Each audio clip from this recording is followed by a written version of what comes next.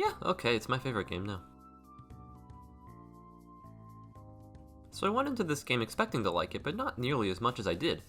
Before I lost my Sonic 06 video, I still believe the statement that Sonic 06 was my favorite game of all time, as it was what led me to my taste in video games. And while that second part hasn't stopped being true, Ooh boy. this game was so good. This game reignited everything I loved about the original Persona 5 and makes things I did and did not like about it much better. Although, two minor things didn't sit entirely well with me, and given how the positives overwhelmingly outnumber the negatives, let's just take those two out of the way first. The first thing that slightly irked me was the new battle theme, Take Over. I have no problem with the song by itself, as I think that it stylistically serves well as a background track to P5R's general enemies, but I can't bring myself to say that it's an upgrade to Last Surprise from the original P5. That song just struck all the right chords for me and accentuated the experience to a stronger degree than Take Over does. But that's just my opinion based on my response to the song. The other thing that irks me is slightly more objective as it's more qualitative. The opening cutscene in P5R I see as an objective downgrade from the original opening from P5. Starting with the song, it's the same issue that I have with Last Surprise and Take Over, where I feel like the song used in the original game, Wake Up, Get Out There, does a better job accentuating the experience than the new song, Colors Flying High. Once again, I think the song is excellent, but it doesn't evoke the same response as the original in me. The other more objective issue with this opening cutscene, however, is how choppy it is. I don't particularly like the flop of colors as it's deviating from P5's distinct style of monochrome and red, but I think that trying something new could always be interesting. That said, the animation is so choppy I can't really enjoy it either way. The scene where Kazumi is dancing with the umbrella is almost difficult to watch as it really just looks like a spasm of movement. Regardless of the lack of smooth animation that was present in the first opening, this opening follows a similar path as Persona 4 Golden's opening, where it tries to show off all the new stuff while setting up a completely different tone as if it knows it's your second time around. Leaving my gripes with the opening aside, there is so much here that was improved. As expected of a remaster, this game looks significantly better. The colors are more vibrant, and more noticeably the text font used for most dialogue and in-battle text was changed. I had noticed this in the trailers, and at first I thought it took away from the stylization that P5 is renowned for, but 100 plus hours later, I can't go back. The text looks so much cleaner than the original game. Looking back, the text seems really chunky and big and it's almost hard to view at this point. All the changes made truly make Persona 5 look like a PS4 game. Along with the graphical overhaul, there were lots of little quality of life changes made, most of which I could not actually name as they are so minor yet so natural it's as if they were in the original game and I just don't remember. Baton Pass is now an automatic action you can have with anyone in your party, regardless of how much you've worked on their social link, which makes battles feel a lot smoother and it adds a layer of strategy to knocking enemies down instead of just trying to get an all-out attack. Another big change is Ryuji's insta-kill ability, and that is one major enough to where it gets its own topic, which I shall get to later. This game came out with a lot of new content as well, trying to justify a $60 price tag for a 4-year-old game, though idiots like me would pour $90 into this 4-year-old game just for a mask.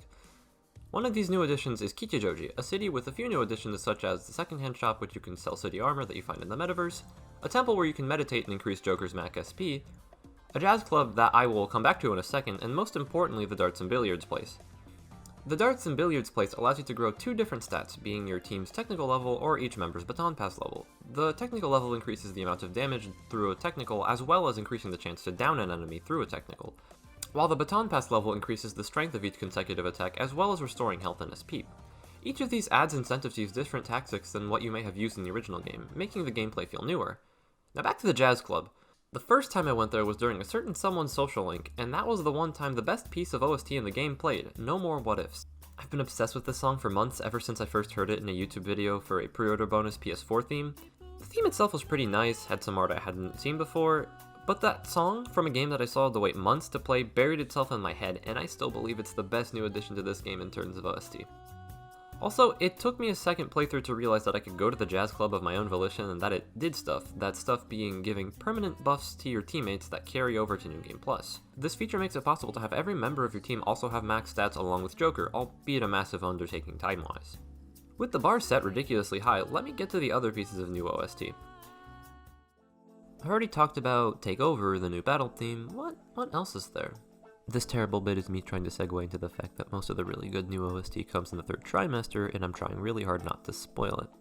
Okay, here's the part that you could skip if you want, but you shouldn't because everyone could see this coming, the end of the game, more specifically the credits. I won't go into too much detail, but the end of P5R wraps up the story much more effectively than the original game does. a much stronger feeling of bittersweetness than the original game was able to create. With this, instead of going the P4G route and taking the original credits and taking away most of its instrumentals, P5R has its own credits theme. Unlike the original credits theme from P5, which evoked a more reflective feeling of looking back on how far you've come, P5R has a much heavier credits theme that is more reflective of the end of the game. Again, won't go into specifics, but the end of the game is wrapped up so much more nicely and fixes one of my genuine gripes with the original game. The two new social links added are also quite interesting, to say the least, without going into big spoilers. To keep it short, I think they are fantastic additions to the game that were really well integrated into the plot. P5R has a relatively good amount of new content that I think personally correlates to a $40 to $50 price tag, but $60 feels a little egregious considering how long the original game went for $20. Not to mention $60 worth of new DLC that you can get for this game, excluding the free DLC from the original game. It's almost as bad as the dancing games. But there was one more thing that this game changed to make it different. A new character was added to Mementos who allows you to alter cognition and get you more rewards from defeating shadows. That, along with a buff to Morganacar, which allows him to go faster, and Ryuji's Confidant reward insta-kill, and bada bing, bada boom, grinding gets way too easy and profitable. Money becomes virtually infinite, so buying everything in the game on a whim has never been easier. Along with the new fortune reading that allows you to trigger something using the Fortune Confidant, you become virtually unstoppable. On that note, it is really easy to get to max level with all party members by the end of the game, which lets the final boss be a little easier than intended because of the level boost regardless of difficulty.